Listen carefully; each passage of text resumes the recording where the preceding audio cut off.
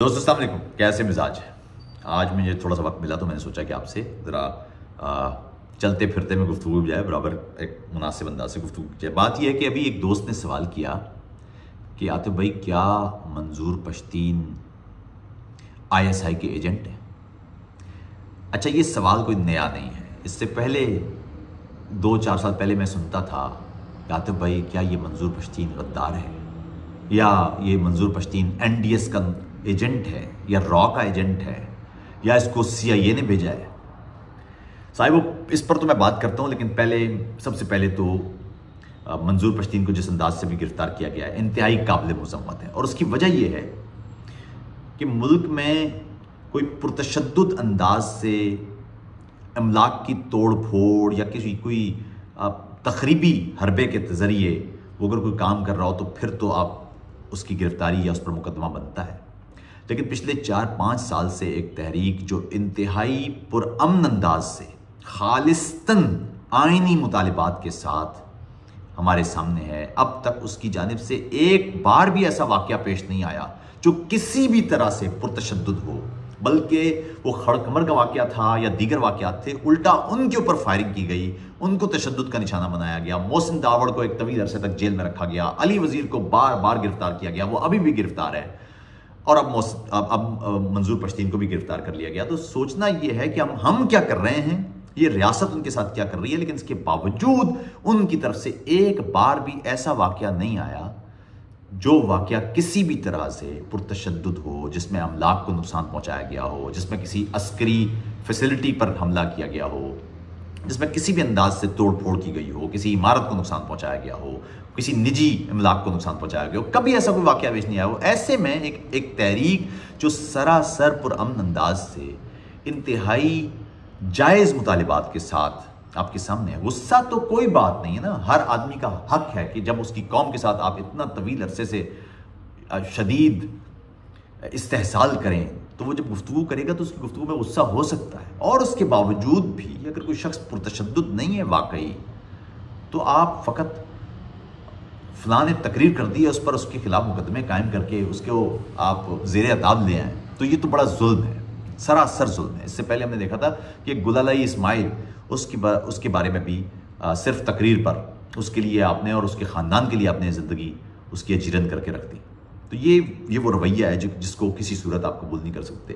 پشتون تحفظ موومنٹ کے جو مطالبات تھے کہ نقیب محسود 2018 میں جب جنوری میں ان کا قتل ہوا تھا راؤ انوار کے ہاتھوں، ان کا مطالبہ یہی تھا پہلے کہ ان کے قاتلوں کو، راؤ انوار کو خاص طور پر، وہ قانون کے مطابق ان کو سزا ملنا چاہیے، ان پر مقدمہ قائم ہونا چاہیے۔ راؤ انوار کو آج تک کوئی کسی بھی قسم کی سزا نہیں ہو پائی ہے، یاد رکھیے گا، 5 سال گزر گئے ہیں۔ اسی طرح ان کا دوسرا مطالبہ یہ تھا کہ جو قبائلی علاقے ہیں وہاں پر جو چیک پوسٹ ہیں، ان چیک پوسٹ سے ہماری خواتین گزرتی ہیں، اور یہ جو چیکنگ کا نظام ہے یہ سراسر تزدید اور تضحیک کا نظام ہے۔ ہمارے علاقے میں آ کے آپ ہمیں چیک کر رہے ہیں، اور دوسری طرف ان علاقوں میں جہاں پر آپ آتے ہیں وہاں پر دہشت گرد بھی آ جاتے ہیں، تو یہ رکنا چاہیے معاملہ۔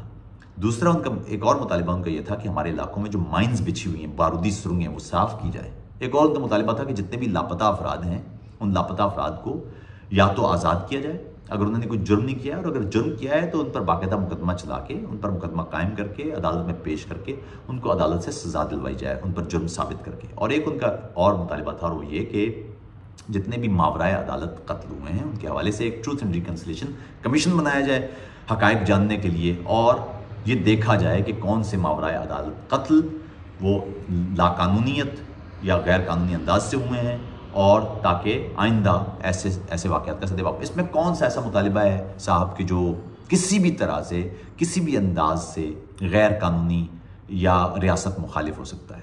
ہم کتنے بدقسمت لوگ ہیں کہ اس ملک میں جو آئین کی سربلندی جس کے تحت یہ ملک چلنا چاہیے، اس آئین کی سربلندی کے لیے بات کرتے ہیں تو کبھی جملہ سننے کو ملتا ہے کہ جی آپ فلاں کے ایجنٹ ہیں اور آپ فلاں کے ایجنٹ ہیں۔ یعنی آپ عجیب بات دیکھیے، ایک آدمی ہے جو اس ملک کے دستور کی بالادستی کے لیے، اس ملک میں انسانوں کے حقوق کے لیے، اس ملک میں جمہوریت کے لیے، اس ملک میں عام افراد کی بہبود کے لیے، اس ملک میں پارلیمان کی بالادستی کے لیے، اس ملک میں اپنے بنیادی انسانی حق کے لیے آواز اٹھاتا ہے، تو کہا جاتا ہے صاحب یہ تو فلاں کا ایجنٹ ہے۔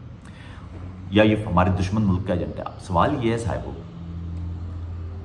کہ کیا دشمن ملک وہ کسی بھی طرح سے آپ کے ملک میں اس مد میں پیسے خرچ کرے گا کہ اگر وہ پیسے وہ خرچ کرے کہ آپ کے ملک میں قانون اور دستور کی بالادستی ہو، آپ کے ملک میں شہریوں کو حقوق ملیں، اس پر وہ پیسے خرچ کرے گا؟ اور اگر وہ کر رہا ہے پھر وہ دشمن کیسے ہے؟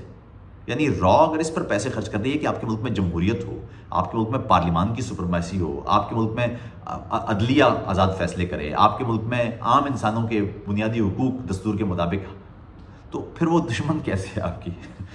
تو پچھلے 20 سال سے ہمیں یہ سمجھانے میں ہمارے بال سفید ہو گئے کہ یار آپ خدا کا واسطہ ہے ان جملے بازیوں سے نکلیں۔ اب اگلی بات یہ کہ منظور پشتین غدار ہے یا ایجنٹ ہے یا اب وہ ISI کا ایجنٹ ہے۔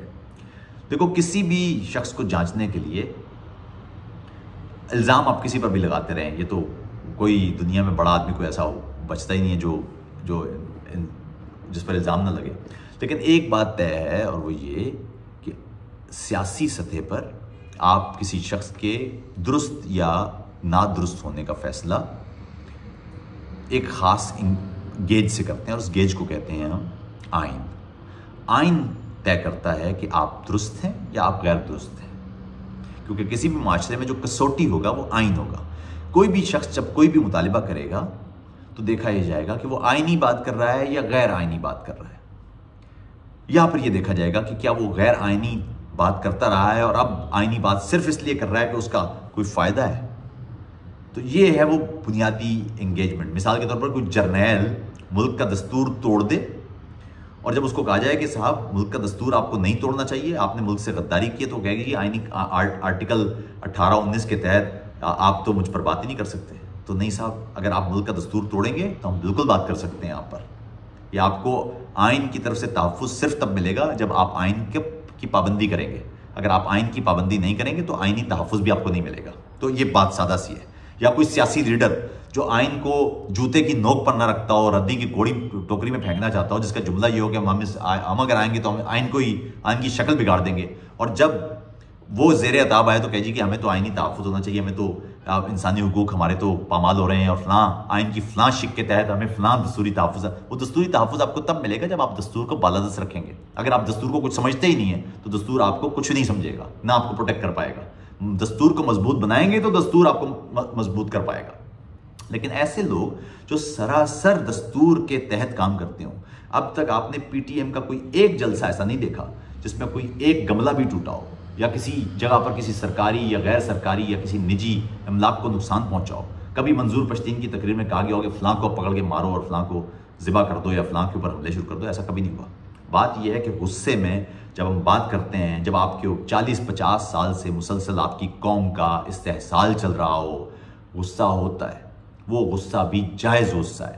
تقریر میں کئی دفعہ سخت الفاظ استعمال کیے جاتے ہیں، لیکن اس کا حل یہ نہیں ہوتا کہ آپ لوگوں کو گرفتار کر کے ان نفرتوں کو مزید بڑھائیں، بلکہ کوشش یہ ہوتی ہے ریاستوں کی کہ ان مسائل کو حل کیا جائے، سمجھوتا کیا جائے، گفتگو کی جائے، مذاکرات کیے جائیں۔ آپ یہ دیکھیں نا کہ منظور پشتین کتنی دفعہ مذاکرات کے لیے آیا ہے۔ کبھی ایسا ہوا ہے کہ آپ ان کے ساتھ بیٹھے ہوں، باقاعدہ سنجیدہ انداز سے مذاکرات ہوئے ہوں؟ ہر بار جو مذاکرات ہوئے ہیں ان کا مقصد مذاکرات کرنا نہیں تھا، بلکہ وقت ضائع کرنا تھا، وقت ضائع کرنا تھا۔ وہ جو غصہ ہے اس کو کم کرنے کی کوشش نہیں تھا، بلکہ جان بوجھ کے لوگوں کو بے بس بنا دینا تھا، تنگ کرنا تھا، اتنا گھسیٹنا تھا کہ لوگ تھک جائیں۔ یہ تھے بنیادی معاملات۔ ہمیں اس سے نکلنا ہوگا آگے۔ ہمیں کوشش یہ کرنا ہوگی کہ ہم ہر حال میں جو ملک میں انسانی حقوق کی پامالیاں ہیں ان کے خلاف کھڑے ہوں اور ملک میں دستوری بالادستی کے لیے کام کریں۔ اس وقت پاکستان میں متعدد مقامات پر انسانی حقوق کے حوالے سے مظاہرے ہو رہے ہیں۔ آپ نے دیکھا ہے کہ پچھلے کچھ عرصے میں بلوچ مسنگ پرسنز وہ مختلف علاقوں میں مظاہرے کرتے رہے ہیں، اور نتیجہ کیا ہے؟ ڈنڈے مارتے ہیں ان کو، گالیاں دیتے ہیں ان کو، کچھ تو کیا ہوگا اور فلاں چلے گئے ہوں گے۔ ابھی میں نے کچھ دن پہلے دیکھا کہ وہ بلوچستان سے تعلق رکھنے والے ہمارے سرفراز بگٹی جو وزیر داخلہ ہیں نگران حکومت میں، وہ کہہ رہے تھے کہ وہ خود ہی کہیں چلے گئے ہوں گے۔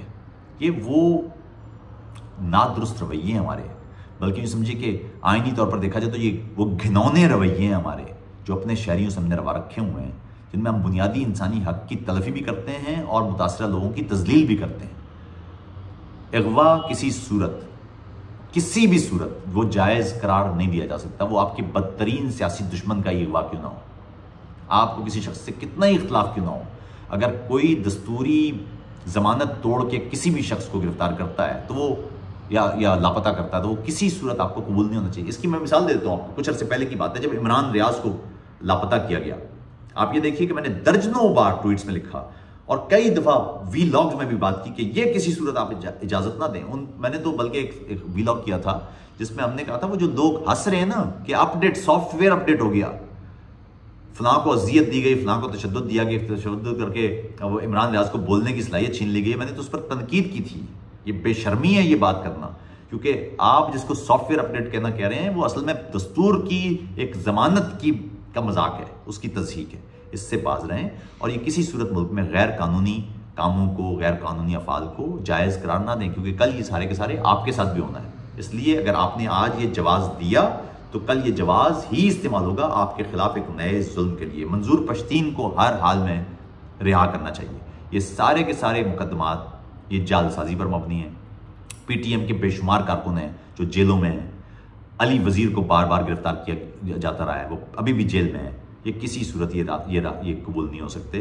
पाकिस्तान में दस्तूरी बालादस्ती और इंसानी हुकूक के लिए काम करने वाले लोगों पर ज़िंदगी तंग करने का सिलसिला जब तक जारी है, पाकिस्तान आगे नहीं बढ़ सकता। पाकिस्तान की तरक्की सिर्फ तब होगी जब पाकिस्तान में इंसानी हुकूक दस्तूरी ज़मानतों के साथ बहाल होंगे। अपना ख्याल रखिएगा। अस्सलाम वालेकुम।